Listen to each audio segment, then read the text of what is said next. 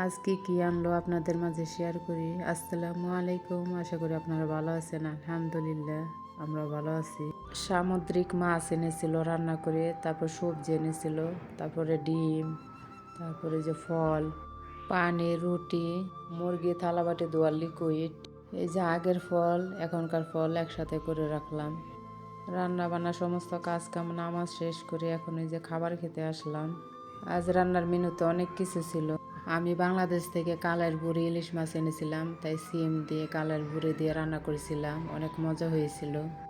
মূলা শাক, ফুলকপি ভাজি, তারপর ছিল সামুদ্রিক মাছ, তারপরে মিক্স সবজি, আর সালাদ তো সাথে ছিলই। ইসরাত আবার বলতেছিল এই মরিচ বেশি জাল না, বাড়ি থেকে মরিচ এনেছিলাম, সে মরিচ দিয়ে শাক দিয়ে খেলো মজা করে, আমিও খেলাম। শাকের ভিতরে মরিচ না হলে আবার ভালো লাগে না। এ দেশের মরিচ অনেক বড় বড়, কিন্তু একটু জাল না, মিষ্টি মরিচ। আমি একসাথে 10টাও খেতে পারবো, কোনো সমস্যা নাই। বড় বড় মরিচ কিন্তু জাল নাই। আমি বাড়ি থেকে জাল মরিচ গুঁড়া করে এনেছিলাম, মাঝে মধ্যে সেইগুলোই খেয়ে থাকি। এ দেশের মরিচ তো তেমন একটা জাল না।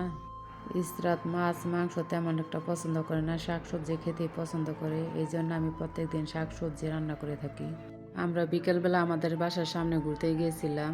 এই যে দেখেন 3 ফল, ছোট বড় হয় না এখনো। মেন রাস্তার সাথে পানি খাওয়ার ব্যবস্থা করে রেখেছেন, দেখে অনেক ভালো লাগলো। এই যে দেশের বাড়িঘর, বেশিরভাগ উঁচু উঁচু পাহাড়, তারপরে আছে বাড়িঘর। পাহাড় দেখে এত ভালো লাগছিল, মনে হচ্ছিল যেন আল্লাহ পাক নিজ হাতে সব কিছু সাজিয়ে রেখেছেন। আমি যতই দেখছিলাম ততই ভালো লাগছিল। এই যে আমরা বাসায় চলে আসছি। এভোকাডো দুধ মধু দিয়ে শরবত বানিয়ে খেলাম বিকেলবেলা, অনেক মজা হয়েছিল শরবতটা। বাংলাদেশে সমস্ত খাবারই ভেজাল, আর বাইরের দেশে কোনো খাবারই ভেজাল নাই, সবই অথেন্টিক। আপনি যা খাবেন একটু খাবার হোক তারপরও ফ্রেশ।